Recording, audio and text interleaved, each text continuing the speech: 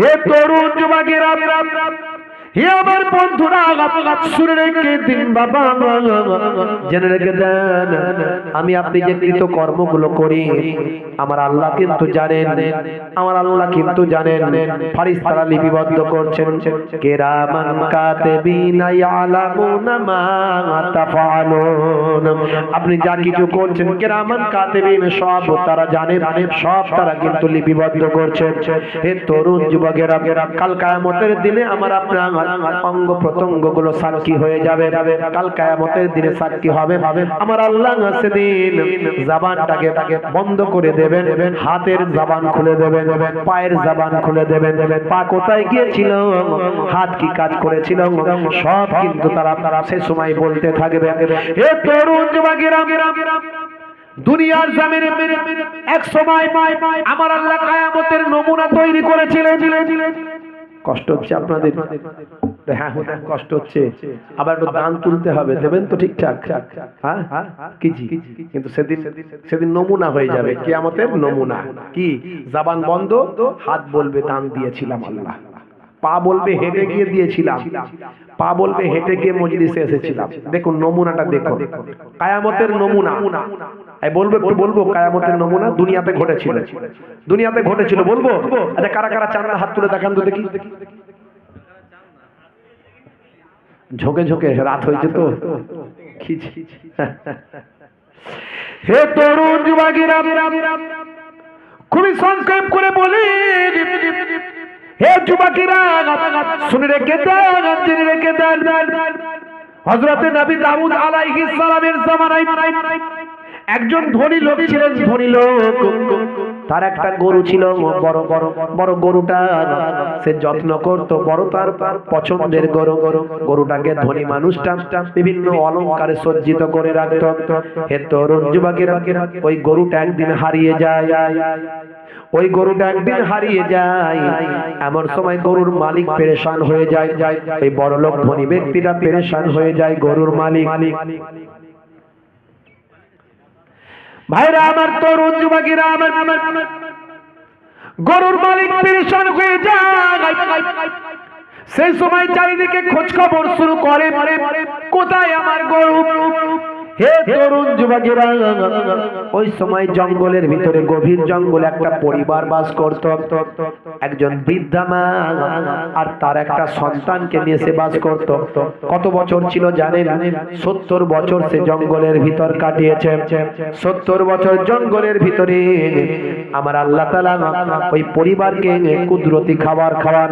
ওই জঙ্গলের ভিতরে ওই বৃদ্ধা মা, হে তরুণ যুবকেরা, তার সন্তানকে নিয়ে 70টা বছর জঙ্গলের ভিতরে ইবাদত বন্দেগী করে। একটা হুজরা বানিয়ে আমার আল্লাহ তাদের জন্য কুদরতি খাবারের ব্যবস্থা করেছিলেন। তাদের ইবাদতের কারণে ধরে না ভাই, ধরো না ভাই, বয়স্ক মানুষ এভাবে নামছে। হে তরুণ যুবকেরা, হে আমার বন্ধুরা, শুনে রেখে দিন, জেনে রেখে দিন, 70টা বছর কেটে গেছে। আমার আল্লাহ কুদরতি খাবার দিচ্ছেন। ঘরের হুজরার পাশ দিয়ে আল্লাহ কুদরতি একটা নাহার চালু করে দিয়েছেন। নাহার, কুদরতি নাহার একটা ঘরের পাশ দিয়ে, হুজরার পাশ দিয়ে একটা চালু করেছেন নাহার। এবং সেই হুজরার নাহারের, সেই নাহারের পাশে আমার আল্লাহ একটা আনার গাছ বানিয়ে দিয়েছেন। আনার গাছ, আনার মানে হলো বেদানা। এই বেদানা গাছ আল্লাহ দিয়েছেন। প্রতিদিন সকালবেলা ওই বেদানাতে, ওই বেদানা গাছে কয়েকটি বেদানা আল্লাহ কুদরতি ভাবে দান করে। ওই কয়েকটি বেদানা ওই মা বেটা দুজন মিলে ভক্ষণ করে। আবার পরের দিন সকালবেলা আল্লাহ আবার বেদানা দিয়ে দেন, আবার মা বেটা ভক্ষণ করে। সারাদিন ইবাদত করে, সারাদিন নামাজ কালাম করে, তেলাওয়াত করে। জঙ্গলের ভিতরে, গভীর জঙ্গলে, ভালো করে একটু মনটা দিয়ে শুনুন হে তরুণ যুবকেরা, এইভাবে 70টা বছর কাটিয়ে দিয়েছেন। হে জওয়ান যুবকেরা, ওই ব্যক্তি পরলোক ধনী লোক, তার গরু হারানোর পরে সে এসেছে হযরতে দাউদ নবীর কাছে। দাউদ নবী তিনি নবী এবং বাদশা। দাউদ নবীর কাছে এসে বলে, হুজুর বিচারটা করতে হবে। আল্লাহর মাহবুব বান্দা বললেন, বাবা বিচারটা তোমার করব, তোমার গরুর ফয়সালা হবে, তবে কয়েকদিন পরে ওই যে ঈদের দিন আসছে, ঈদের ময়দানে তোমার বিচারটা হবে। ঈদের ময়দানে সেদিনই ফয়সালা হবে। আর জনগণকে বলে দিও সেদিন একটা কিয়ামতের নমুনা দেখা যাবে, কিয়ামতের মাঠের কিয়ামতের দিনের অবস্থার একটা নমুনা সেদিন দেখা যাবে। হে তরুণ যুবকেরা, হে আমার বন্ধুরা, এমন সময় দেখতে পাওয়া যায় ওই গরুটা যে হারিয়েছিল, এই গরুটা খোঁজাখুঁজি চলছে, চারিদিকে লোকজন পাঠিয়েছে, কোথাও গরু খুঁজে পাওয়া যাচ্ছে না। একজন জাসুসি করা গোয়েন্দা মহিলা লাগিয়ে বলল, একটু চারিদিকে প্রত্যেকের ঘরগুলো খবর নাও। সে ঘরগুলো খবর নিয়ে দেখো, যদি তুমি গরুর তথ্য দিতে পারো তোমাকে মোটা পুরস্কার দেওয়া হবে। ওদিকে গরুটা ভাই আমার আল্লাহর কুদরতি ক্ষমতায় জঙ্গলের ভিতরে গিয়ে হাজির হচ্ছে। ওদিকে বাবা একটা ঘটনা ঘটেছে মাঝখানে। সে ঘটনাটা কি? সে ঘটনা হলো ওই বৃদ্ধা মহিলার সন্তান, ওই যে মানুষটি, লোকটি, সেই লোকটি প্রতিদিন আনার খেতে খেতে আর পানি খেতে খেতে সে বোর ফিল করছে। মাকে বলছে, মা আর প্রতিদিন একই খাবার আর আমি খেতে চাই না। কি করবে? বলছে, মাগো এই আনার দুটো চারটে তুলে নিয়ে চলে যাব, নিয়ে বাজারে যাব, বাজারে গিয়ে বিক্রি করে যে পয়সা পাবো সে পয়সা দিয়ে কিছু অন্য খাবার নিয়ে আসবো, নিয়ে এসে ওই খাবার খেয়ে একটু মুখের স্বাদটা পরিবর্তন করব। মা বলছে, বাবা এটা করতে যেও না, আল্লাহর কুদরতি আল্লাহ আমাদের দান করছে, এই অবাধ্য হতে যেও না, আল্লাহ নারাজ হবে। সে কি হলো? সেই যুবক বলল, না মা অসুবিধা নাই, তো আমি তো এটা বিক্রি করে অন্য খাবার, এটা আল্লাহর সঙ্গে কোনো নাফরমানি করছি না। এইভাবে জোর করে ভাই আমার কিছু আনার পরের দিনে যা হয়েছিল সেটাকে তুলে নিয়ে বাজারে গিয়ে বিক্রি করে বাজার থেকে অন্য ফল নিয়ে এসে বাড়িতে এসে হাজির করলো। মাকে বলল, মা খান। মা বলল, বাবা আমি খাবো না, তুমি খাও। ছেলে বলল, না মা আপনি যদি না খান আমি কিন্তু খাবো না। নিরুপায় হয়ে মাও খেলো। পরের দিন ইবাদত বন্দেগী করে সকালবেলা আবার এই নাহারের পাশে আনারের গাছ থেকে আনার আনতে গিয়ে দেখে আনার আল্লাহ আর দেননি। এবারে কয়েকদিন ক্ষুধার্ত, না খেয়ে কাটছে। হে তরুণ যুবকেরা, ওই ধনী মানুষটার গরুটা জঙ্গলের ভিতরে ঢুকেছে, হুজরার সামনে এসে হাজির। ওই বৃদ্ধা মা এবং ছেলেটিকে সেখানে দেখতে পায়। গরুর জাবানটা আল্লাহ খুলে দিলেন। জাবানটা খুলে দিয়ে গরু সেই সময় বলে, আপনাদের জন্য আমাকে খাওয়া হালাল, আপনি আপনারা আমাকে জবাই করে আপনারা খান, গোশত পাকান, আমার আল্লাহ আপনাদের খাবার জন্য আমাকে পাঠিয়ে দিয়েছেন। হে তরুণ যুবকেরা, এমন সময় দেখতে পাওয়া যায় সেই সময় ওই যুবক বলল, মা তাহলে গরুটা জবাই করি। মা বলে, না না না হতে পারে না, না না হতে পারে না। কার গরু কোথা থেকে এলো? আমরা এটা জবাই করে খেতে পারবো না যতক্ষণ না গরুর মালিক আমাদের অনুমতি না দেয়। সেই সময় ছেলেটি বলল, মা গো মা, গরুর জবান খুলে গেছে, তুমি কি বুঝতে পারো না? আমার আল্লাহ তার জবান থেকে বলাচ্ছে, আমার আল্লাহ তাকে নির্দেশ দিচ্ছে আমাদের জন্য আহার হওয়ার। এমন সময় মা বলল, তাহলে সম্মতি দিলাম। আল্লাহর কুদরতি ক্ষমতায় ওই গরুটা জমিনে শুয়ে পড়লাম, সন্তানটি জবাই করে গোশত পাকানো শুরু করলাম। কয়েকদিন তারা আসুদা ভরে খেতে শুরু করল। এখন ওই যে মহিলা যে জাসুসি করছিল, সে খুঁজে খুঁজে খুঁজে খুঁজে জঙ্গলের ভিতরে এসে হাজির। এসে দেখে গরুর ছাল পড়ে আছে, কিছু হাড্ডি পড়ে আছে। হে তরুণ যুবকেরা, ওই মহিলা এমন সময় সব কিছু তথ্য জেনে নিল। জেনে নিয়ে ওই বড় লোক ধনী মানুষটার কাছে গিয়ে সব গোপন কথা বলে দিল, দিয়ে তার মোটা পুরস্কার নিয়ে নিল। সেই সময় ভাই আমার লক্ষ্য করা যায় ওই ধনী মানুষটা বিচার নিয়ে দাউদ নবীর কাছে আবার যায়। হুজুর, গরুর খবর পেয়ে গিয়েছি। কি খবর পেলে? জঙ্গলের ভিতরে একটা পরিবার বাস করে, একজন বৃদ্ধা মহিলা এবং তার সন্তান।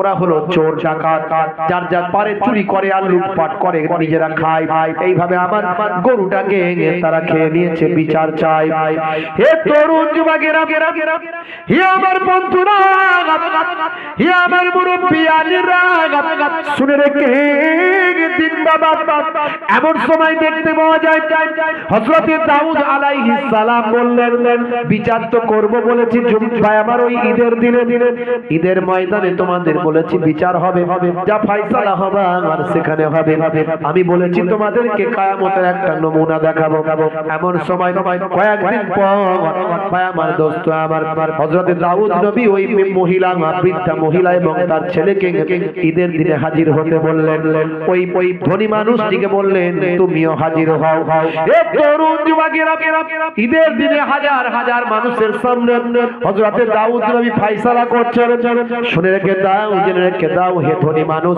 তোমার ব্যাপারে আমার আল্লাহ সব আমাকে তথ্য দিয়েছেন তুমি যখন বিচার চেয়েছিলে তুমি বিচার চেয়ে আসার পরই আমার আল্লাহ আমার কাছে ফেরেশতা জিবরাইল আলাইহিস সালামকে পাঠিয়েছিলেন ফেরেশতা জিবরাইল আলাইহিস সালাম আমার কাছে এসে হাজির দিয়ে সব তথ্য জানিয়ে দিয়েছে কি বলেছে হুজুর ফেরেশতা জিবরাইল আলাইহিস সালাম বলে দিয়েছে তুমি আসলে একজন গোলাম তুমি বড় লোক নও বড় লোক হলো ধনী লোক হলো বড় ব্যবসায়ী হলো এই যে বৃদ্ধা মহিলা ইনার স্বামীর তুমি একজন গোলাম সিরিয়ায় ব্যবসা করতে গিয়েছিল ইনার স্বামী তুমি তার সরলতার সুযোগ নিয়ে তাকে হত্যা করে তার সমস্ত মাল সম্পত্তি বিক্রি করে তুমি আজকে ধনী লোক হয়ে গেছো শুনে রেখে দাও জেনে রেখে দাও আমার আল্লাহর ফয়সালা এসে গিয়েছে তোমার উপর সবকিছু তথ্য আমার আল্লাহর পক্ষ থেকে জানানো হয়েছে ধনী মানুষটা বলল হুজুর আমি এসব কথা শুনতে আসিনি আমি এসেছি বিচার চাইতে প্রমাণ পাওয়া গেছে এই মহিলা এবং তার ছেলে আমার গরু ভক্ষণ করেছে আপনি ওসব বিচার না করে কি বিচার করছেন কি কথা বলছেন সে সময় হযরত নবী দাউদ আলাইহিস সালাম বলেছিলেন এই জবান তুমি বন্ধ হয়ে যাও এই তোমার জবান আল্লাহ বন্ধ করে দিক তোমার হাতের জবান খুলে দিক তোমার পায়ের জবান খুলে দিক হে তরুণ যুবকেরা আল্লাহর কুদরতি ক্ষমতা সেই সময় ওই ধনী মানুষটার জবানটা আল্লাহ বন্ধ করে দিলেন তার হাতের জবানটা আমার আল্লাহ খুলে দিলেন হাতের জবানটা খুলে গেল হাত বর্ণনা দিতে লাগলো হাত বলতে লাগলো এই হাতে করে আমি এই বৃদ্ধা মহিলা আর স্বামীকে হত্যা করেছি পাপ বলতে লাগলো আমি হেঁটে হেঁটে গিয়েছি সব ফয়সালা সেখানে হয়ে গেল আমার আল্লাহ সূরা ইয়াসিনের মধ্যে এই রকম আয়াত নাজিল করে দিয়েছেন কিয়ামতের দিনে আমার আল্লাহ সেই সময় কিভাবে ফয়সালা করবেন সূরার নাম সূরা ইয়াসিন আয়াত নাম্বার হলো 65 আমার আল্লাহ সেখানে বলেছেন আল-ইয়াউমা নাখতিমু আলা আফওয়াহিহিম ওয়া তুকাল্লিমুনা আইদিহিম ওয়া তাশহাদু আরজুলুহুম বিমা কানু ইয়াকসিবুন জোরে হবে না বন্ধুরা আমার তরুণ যুবকেরা আমার কাল কিয়ামতের দিনে আমার আল্লাহ বলবেন আজকের দিনে আমি সিলমোহর করে দিলাম আফওয়াহিহিম তোমাদের জবানকে আমি আল্লাহ সিলমোহর করে দিলাম ওয়া তুকাল্লিমুনা এবং আমার সঙ্গে কথা বলবে আইদিহিম তোমাদের হাত ওয়া তাশহাদু এবং সাক্ষ্য দেবে আরজুলুহুম তোমাদের পা সাক্ষ্য দেবে তোমাদের হাত কথা বলবে তাদের জবানটা আমি আল্লাহ কাল কিয়ামতের দিনে খুলে দেব হযরত দাউদ আলাইহিস সালাম বললেন কিয়ামতের দিনের নমুনা আজকে আমি তোমাদের দেখাই এই ধনী মানুষটা চেহারা আল্লাহ বন্ধ করে দিলেন আমি বললাম তার মুখমণ্ডল বন্ধ করে দাও জবান বন্ধ করে দাও হাত তার খুলে দাও হাত তার সাক্ষী দিচ্ছে আমি খুনি করেছিলাম পা তার সাক্ষী দিচ্ছে আমি গিয়েছিলাম সব বলতে শুরু করে দিল সব তথ্য জানিয়ে দিল। হাজার হাজার মানুষের সামনে হযরত দাউদ নবী বললেন, এটা হলো কিয়ামতের একটা নমুনা। কিয়ামতে আমার আল্লাহ এইভাবেই ফয়সালা করবেন। হে আমার উম্মতেরা শুনে রেখে দাও, আজ থেকে তোমরা অন্যায় অপরাধ পাপ করা বন্ধ করো, কারণ সেদিন জবানটা আল্লাহ বন্ধ করবেন, সিলমোহর মেরে দেবেন, তোমাদের হাত পা জবান খুলে দেবেন আল্লাহ হাত পায়ের। আজকের দিনে আমি ফয়সালা দিলাম, এই মানুষটি একটা মানুষকে হত্যা করেছিল, তার জন্য কিসাসের মাসালা চলে আসবে। যাও যাও যাও, এই বড় ধনী মানুষটাকে হত্যা করার কারণে এই মানুষটাকে হত্যা করে দাও, আর এই বৃদ্ধা মহিলার সব সম্পদ অধিকার করার কারণে এর যা সম্পদ আছে সব বৃদ্ধা মহিলাকে দান করে দাও। জোরে হবে না? জোরে হবে না? ভাইরা আমার, এই উদাহরণ দিয়ে আমি কি বোঝাতে চাইলাম? আমি বোঝাতে চাইলাম এখনো সময় আছে, ফিরে আসুন। যত অন্যায় অপরাধ যাই করেন না কেন, বাঁচার কোনো রাস্তা নাই। হাত কথা বলবে, পা কথা বলবে, শরীরের অঙ্গ প্রত্যঙ্গ কথা বলবে। তাহলে কেন অপরাধ, কেন জেনা ব্যভিচার, কেন অশ্লীলতা, কেন খুন খারাপি, কেন গাল দেওয়া? ভাই আমার, এই হাত দিয়ে ইন্টারনেটে গিয়ে অনেক গাল বন্ধ করেছেন। কেন কেন কেন গীবত শিকায়েত করছেন? কোন হুজুর ভালো, কোন হুজুর খারাপ, কোন হুজুর অমুক হয়েছে তমুক হয়েছে, কোন মাওলানা কোন মুফতি সাহেব এই হয়েছে সেই হয়েছে, ওসব কথা কেন?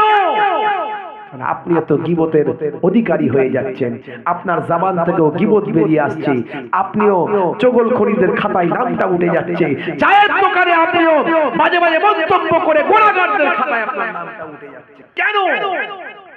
আপনার জবান বন্ধ হয়ে যাবে কিয়ামতের দিনে। হাতের জবান খুলে যাবে, পায়ের জবান খুলে যাবে। সাবধান, আজ থেকে প্রতিজ্ঞা করুন, আল্লাহ এবং রাসূলের পথে চলবো, মানুষকে ভালোবাসবো, মুসলমানকে ভালোবাসবো, হিন্দুকে ভালোবাসবো, খ্রিস্টানকে ভালোবাসবো, জৈন বৌদ্ধকে ভালোবাসবো, সারা পৃথিবীর মানুষদের ভালোবাসবো। তাহলে আপনি হিন্দুকে ভালোবাসবেন, মুসলমান খ্রিস্টানকে ভালোবাসবেন, আর আপনার মুসলমান ভাই কে কোন হুজুরের ভক্ত, কে মোহেবুল্লাহ হুসাইনির ভক্ত, কে বসিরহাটের ওই মাওলানার ভক্ত, কে অমুকের ভক্ত, কি হয়েছে? যে যার ভক্ত হয় হোক না, আপনি সবাইকে ভালোবাসবেন, সবাইকে মহব্বত করবেন। আপনার যাকে মন চায় না তার কাছে যাবেন। আমি অনেকের সঙ্গে জলসা করি না, আমাকে অনেকে কোশ্চেন করে, চ্যালেঞ্জ করে, কেন নেবে না? দূর ভাই, আমি কি তোমার বাঁধা গোলাম নাকি? আমার মন যায় না, নি না, এটা আমার ব্যক্তিগত পার্সোনাল ম্যাটার। এটা ইসলামে এখতিয়ার দেওয়া হয়েছে, আমার ব্যক্তিগত অধিকার দেওয়া হয়েছে। আমি কোন জায়গায় যাব, খিদিরপুরে জলসা নেব কি নেব না, এটা আমার এখতিয়ার আল্লাহ দিয়েছে। এখানে আমি যদি বলি খিদিরপুরে আমি যাব না, কেন যাব না আমি বলতে পারবো না, আমার মন যায়নি, যাব না। এখানে তোমার চার্জ করার অধিকার নাই। কেন আবু হুজুরের সঙ্গে দাওয়াত নেবেন না, ওই বক্তার সঙ্গে কেন দাওয়াত নেবেন না? না ভাই, আমার মন চাই না, আমি তার বিরুদ্ধে আমার কোনো কমপ্লেন নাই, আমি গালমন্দ করি না। একটা কুটুক্তি তার বিরুদ্ধে আমাকে শুনতে পাবেন না আমার জবান থেকে, একটা কুটুক্তি আমার জবান থেকে শুনতে পাবেন না কারো বিরুদ্ধে। কারণ অনেকে আবার আমাকে বলে, একটু একটু না বললে হয়, বলতে হবে, এই করতে হবে। এরা বলে ওদের বিরুদ্ধে বলো, ওরা বলে ওদের বিরুদ্ধে বলো। আমি বলি কারো বিরুদ্ধে বলতে পারবো না, কারো বিরুদ্ধে বলতে পারবো না। যাদের কথা বলছো তারা সব জ্ঞানী মানুষ, তারা সব জ্ঞানী, সব জানে, তারা সব জ্ঞানী মানুষ। তারা আল্লাহর কাছে তাদের বলে দেবে কেন তারা বলেছে, কি করেছে না করেছে। কিন্তু আমি ভাই কারো কথা বলতে পারবো না। আমার কাউকে পছন্দ হয় না, আমি তার সঙ্গে থাকি না, মিটে গেল ঝামেলা। ভাইয়ের আমার, আখিরি জামানা। আমি বলি তাই, যারা বলেন যে আমাকে ভাইজান ভাইজান করেন, যারা আমাকে বলেন ভাইজান আপনাকে ভালো লাগে, আমি বলি সাবধান, যদি আমাকে ভালোবাসেন তাহলে অন্তত আমি যে থিওরিটা ফলো করি সেটা ফলো করুন, বাঁচবে। কঠিন পরিস্থিতি, সকালবেলা আল্লাহর নবী বলেন সকালবেলা মুসলমান ঈমানদার থাকবে, সন্ধ্যাবেলা কাফের। ইউসবিহু রাজুলু মুমিনান ওয়া ইউমসি কাফিরান ওয়া ইউমসি মুমিনান ওয়া ইউসবিহু কাফিরান ইয়াবিউ দীনাহু বিআরদিন মিনাদ দুনিয়া। মানুষ সকালবেলা মুমিন থাকবে, সন্ধ্যাবেলা কাফির হয়ে যাবে, সন্ধ্যাবেলা কাফির থাকবে, সকালবেলা মুমিন হয়ে যাবে। তারা দ্বীনকে বিক্রি করে দেবে দুনিয়ার স্বার্থে, আমার গদির জন্য, আমার চেয়ারের জন্য, আমার হুজুরির জন্য, আমার মাওলানাগিরির জন্য, আমার পীরগিরির জন্য আমাদের ঈমানটাকে, দ্বীনটাকে আমরা বিক্রি করে ফেলবো। আখেরি জামানা কঠিন।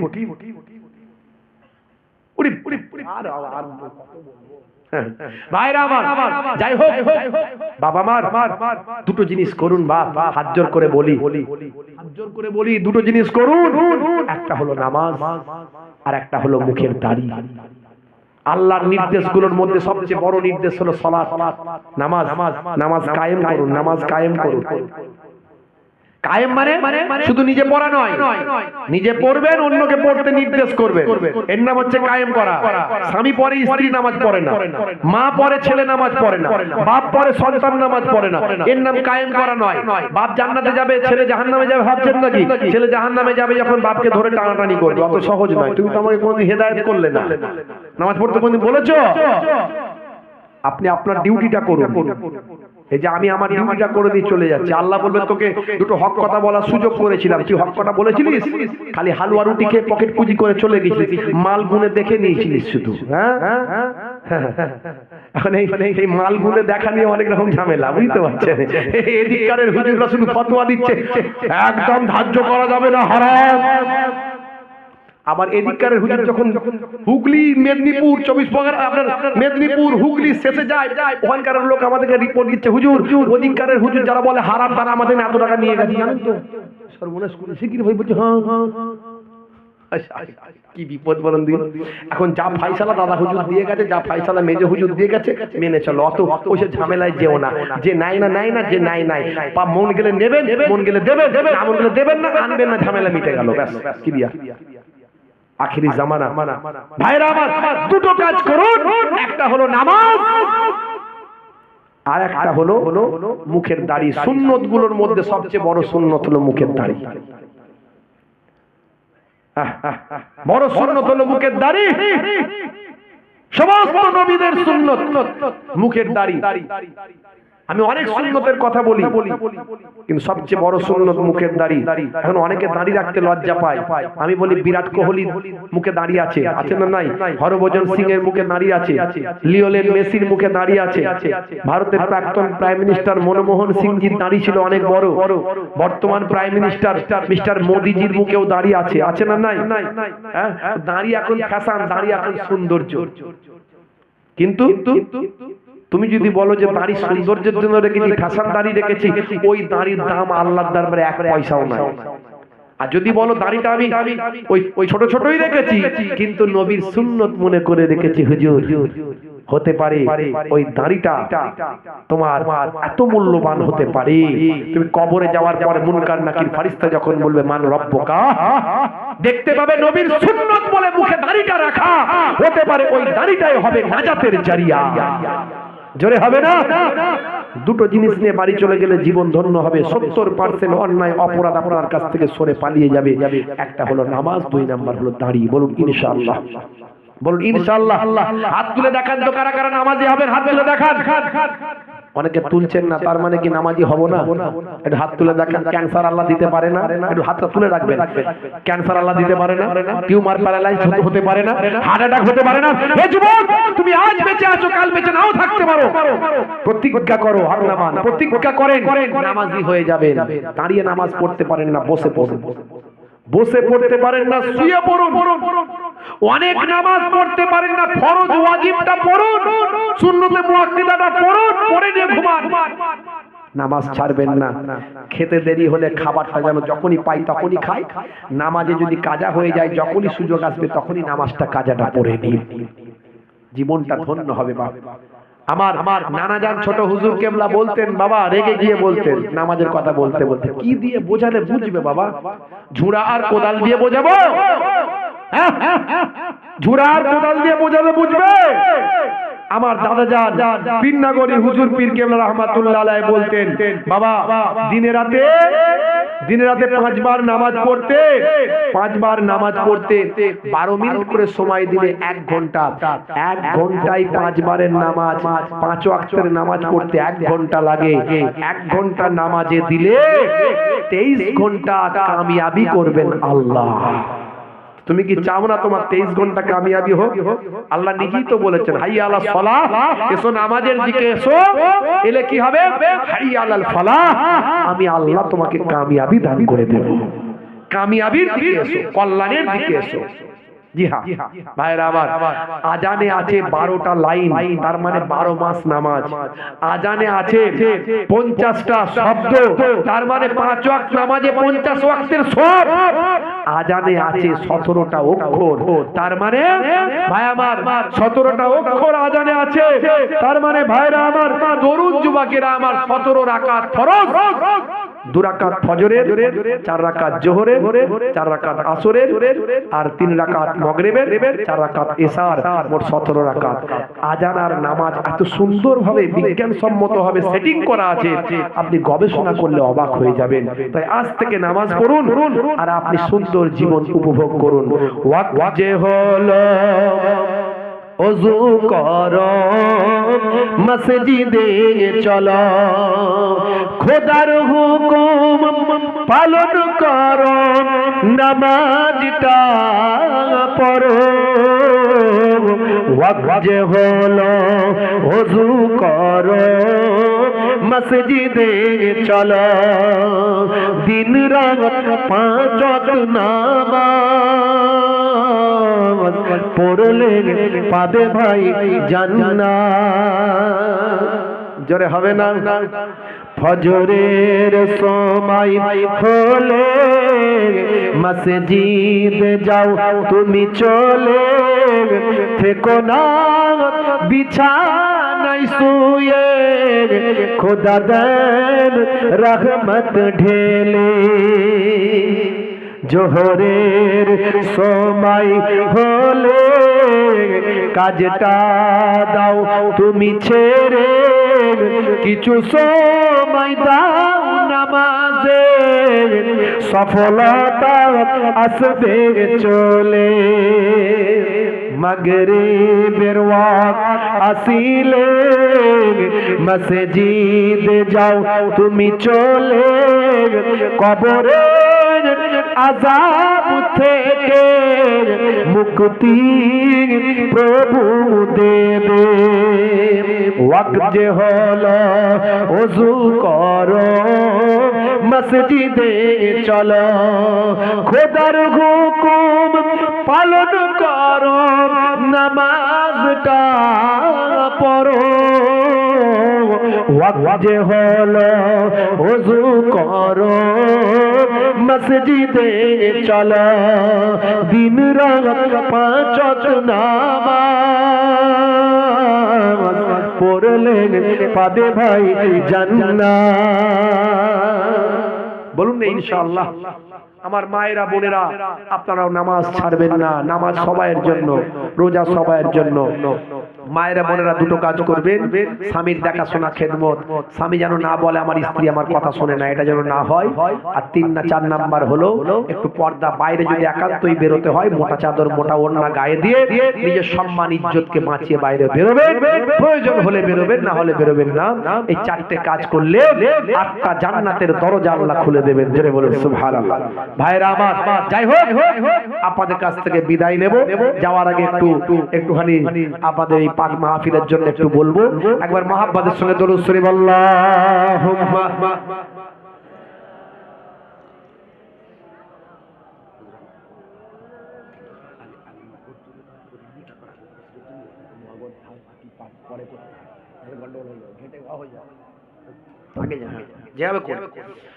ভাইরা আমার, আল্লাহর কোরআন বলছে মান জাআ বিল হাসানাতে ফালাহু আসরু আমসালিহা, বান্দা 1 দিলে আমি আল্লাহ 10 দেব।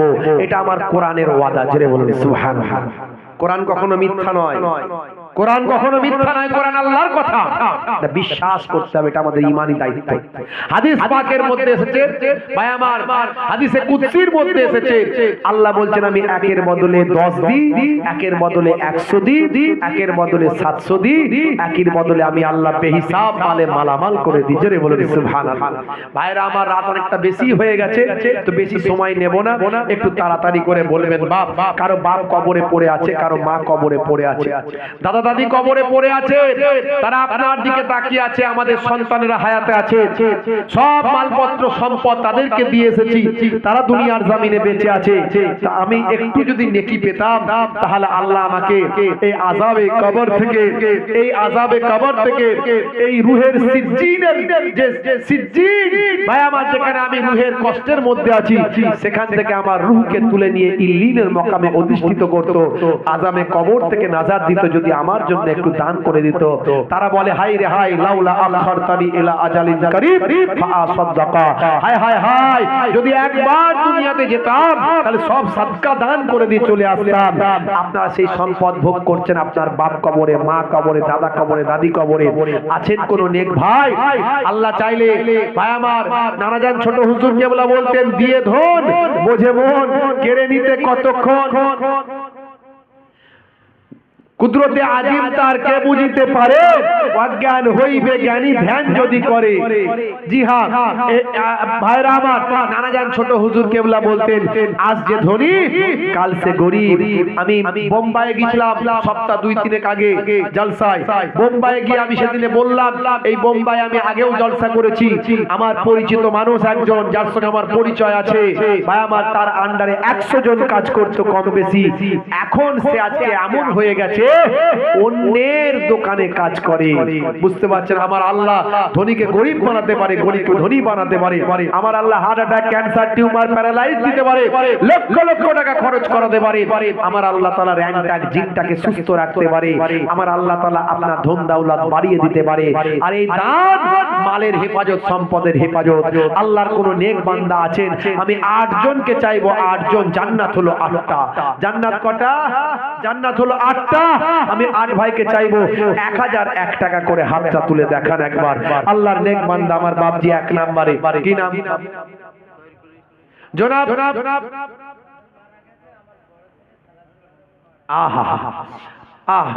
আমার বাপজি হাত তুলেছে 1 নম্বরে। আমি সবার জন্য দোয়া চাইবো, তরিকুল ভাইয়ের জন্য দোয়া চাইবো। 2 নম্বরে ওখানে ভাই কি নাম? জনাব রবিউল সাহেব 2 নম্বরে, মাশাআল্লাহ। 3 নম্বরে কি নাম ভাই বলেন? জনাব ইসমাইল ভাই 3 নম্বরে, জোরে বলুন মারহাবা, নারে তাকবীর। 4 নম্বরে কে আছেন হাত তোলেন, আমি 8 জনকে চেয়েছি, জান্নাত 8টা। মাশাআল্লাহ আমার ভাই কি নাম? সুবিদ আলী সাহেব 4 নম্বরে, জোরে বলুন মারহাবা, নারে তাকবীর। মাশাআল্লাহ 5 নম্বরে কে আছেন হাত মাশাআল্লাহ, মাশাআল্লাহ একটু হাত তোলেন। 5 নম্বরে কে আছেন?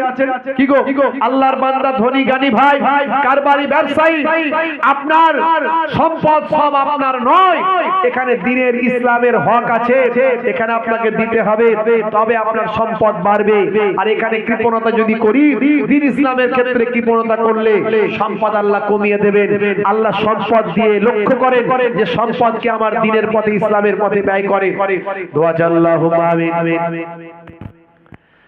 আমার মাবুদ, আমার আল্লাহ, এই গভীর রাত্রিতে দুনিয়ার সমস্ত অফিসগুলো বন্ধ, তোমার অফিস খোলা। গভীর রাত্রিতে তোমার 4 জন ভাইকে হাত তুলতে দেখেছি মাবুদ। তোমার ফেরেশতারা এখানে সাক্ষী আছে, তোমার ফেরেশতাদের ক্যামেরা লিপিবদ্ধ হয়ে গেছে, কিরামান কাতিবিন লিপিবদ্ধ করে নিয়েছে। আমার মাবুদ, গভীর রাত্রিতে দুনিয়ার অফিস বন্ধ, তোমার অফিস খোলা মাবুদ। তোমার 4 জন বান্দা পরওয়াসা করে হাত দোকানে তুলেছে। আমার এক ভাই বাপজি আমার, তার সন্তান দুনিয়া ছেড়ে বিদায় নিয়েছে, তার বাপ আত্মীয় স্বজন চলে গেছে। আরো যারা হাত তুলেছেন তাদের অনেকের বাপ চলে গেছেন, অনেকে মা গেছেন, অনেকে আত্মীয় স্বজন কবরে পড়ে আছেন। তোমার নবী বলেছেন, ইন্নামাল আমালু বিন্নিয়াত, নিয়তের উপর আমল হয়। বান্দা নিয়ত করে করে দান করো। যারা নিয়ত করে দান করছে, যারা করব কি দান করব কি করব না চিন্তা করছে, আমার আল্লাহ তাদের দান করার তৌফিক দাও। তুমি দানের পরিবর্তে তো জানে দাও, হায়াত কিসমত দারাজ করে দাও, সংসারে শান্তি দাও, স্বামী স্ত্রী ছেলে মেয়ে কাজ কারবার ব্যবসা বাণিজ্য